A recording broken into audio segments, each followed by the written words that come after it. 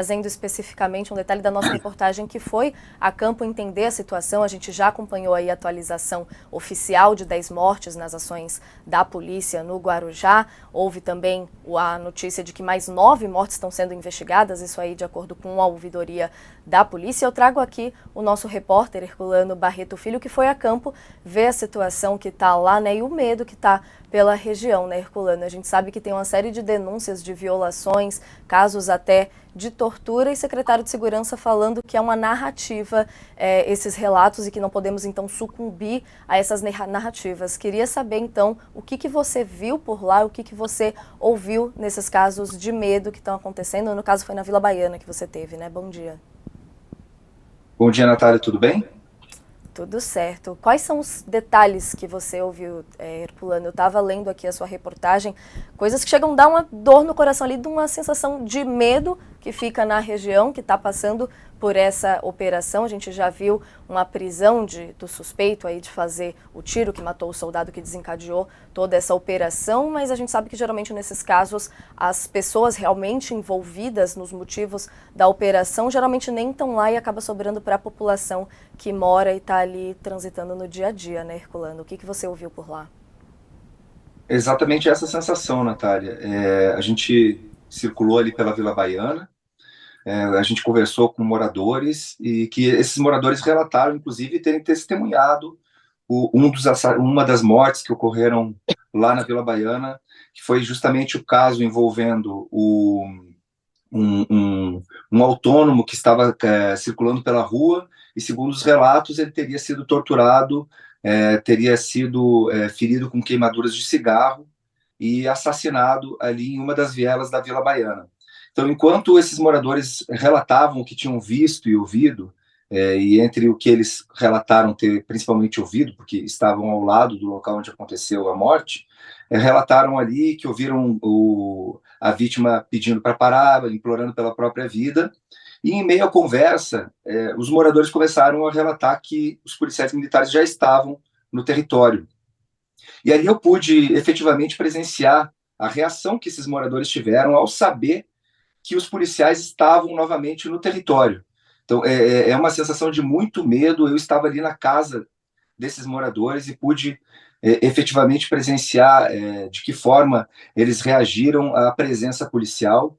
Antes disso, foi possível verificar que havia ainda marcas de sangue na parede, havia ainda projéteis de tiro, de bala pelo chão, e também havia ali um relato em que os moradores contaram que, após a morte, os policiais militares entraram no quintal de uma dessas famílias e pediram para retirar os projéteis que ali estavam, que é um claro desfazimento de cena de crime, né?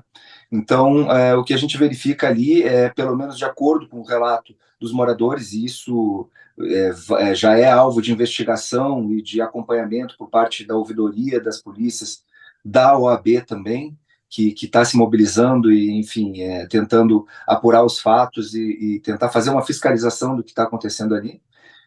O que a gente verifica é justamente indícios de desfazimento de cena de crime, indícios claros de desfazimento de cena de crime.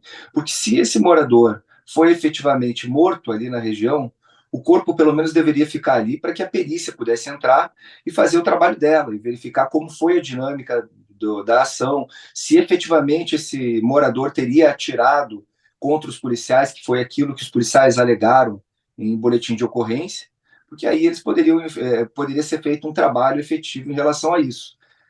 Após sair dali daquele local, né, diante já da presença policial, que é algo que chama muito atenção mesmo, porque não é só o que os moradores contam, é também a reação que eles têm, e isso eu pude presenciar. Uma coisa é a narrativa que eles estão trazendo ali, outra coisa é a reação que eles têm ao saber que a polícia está no local, né? Então, alguns moradores tremiam, ficaram ali sem saber o que fazer, eles não sabiam de que forma eles iriam agir naquela circunstância, né? Então, voltando ali para aquela região mais central, ali na entrada da região da Vila Baiana, já foi possível verificar a presença de algumas viaturas chegando, isso já era no fim de tarde de ontem, né?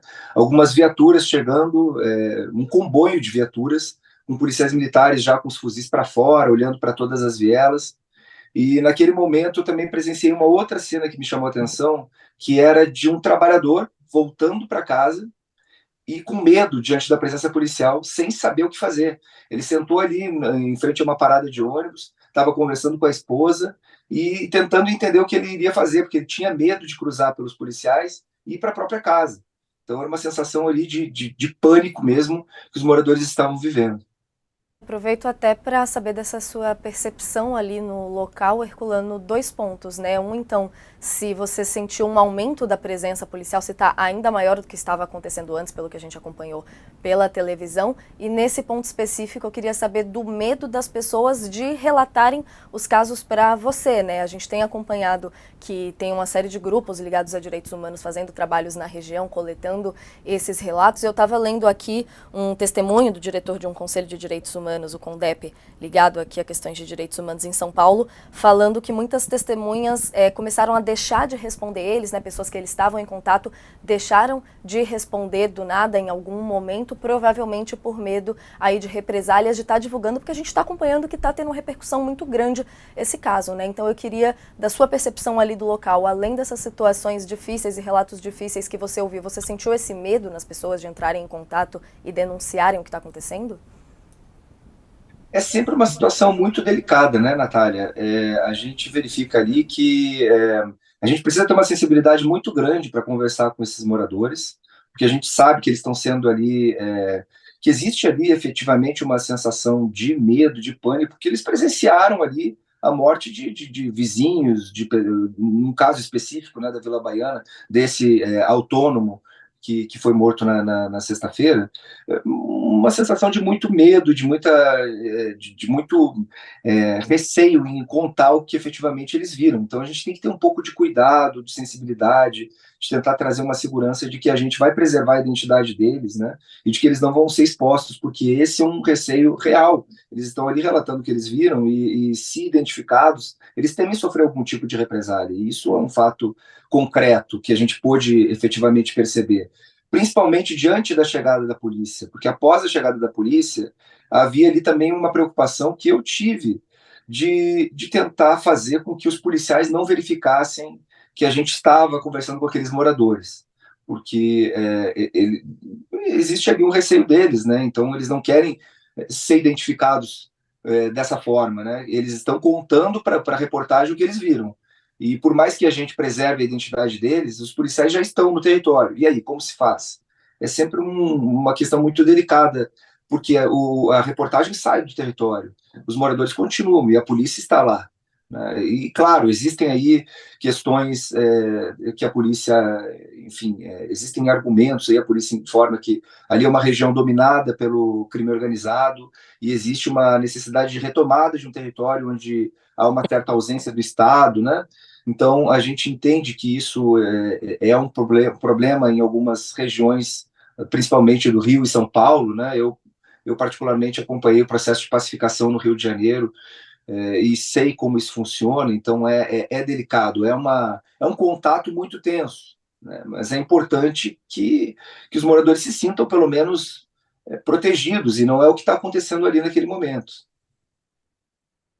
E da experiência toda nessa reportagem. Agradeço sua participação aqui, viu, Herculano? Inclusive, a gente pode até mostrar aqui um pouquinho do destaque da Home, um pouquinho desses relatos. Muito triste ver aqui falas de pessoas, inclusive, não identificadas, como o Herculano destacou pra gente, falando aqui de que todo homem que mora ali na região agora virou um suspeito. Também de uma mulher dizendo que no dia seguinte, quando entraram na casa dela, ela teve sorte porque chegou com um filhinho no colo e disse que só tinha o irmão dela ali, que estava dormindo depois de voltar ao trabalho, que se ela não tivesse chegado naquela hora, ela faz aqui o questionamento de que a situação poderia ter sido muito diferente. Herculano, obrigada pelo seu relato aqui, a gente segue de olho na apuração desse caso e a gente se fala em breve, viu? Bom trabalho. E, Natália, desculpa, só para complementar, existe uma questão que é importante ser ressaltada, é o que os estudiosos entendem como operação de vingança. Isso é algo que é muito trabalhado em algumas ocorrências, onde há a morte de algum agente de segurança pública, e após a morte desse agente de segurança pública, há uma série de morte de outras pessoas em situações em que a polícia alega que houve confronto, que foi recebida a tiros e revidou. Então é importante que a gente observe situações como essa com um certo cuidado e também, claro, que existe uma investigação que precisa ser, enfim, existe uma fiscalização dessas operações que precisa ser feita, mas também é importante que se fale isso, que existe o que os estudiosos entendem como operação de vingança, que é quando um policial é morto numa região, numa determinada região, e após isso há uma série de mortes. Não, com certeza, um clima muito complexo, né? Me lembra um pouco a situação da chacina de Osasco, em que a gente sentia esse dedo na hora do cuidado de tratar tanto de um lado quanto de outro, né, Herculano, justamente pela complexidade dessas situações de revanche, como são vistos casos como esse. Obrigada mais uma vez pela sua participação, viu? Bom trabalho. Eu que agradeço pela oportunidade, qualquer coisa estou à disposição. E eu sigo aqui para falar ainda sobre esse assunto, voltando com o Josias e o Piccionelli, para entender outros desdobramentos em torno dessa história, né, Josias? A gente acompanhou que o suspeito de atirar e matar o soldado Patrick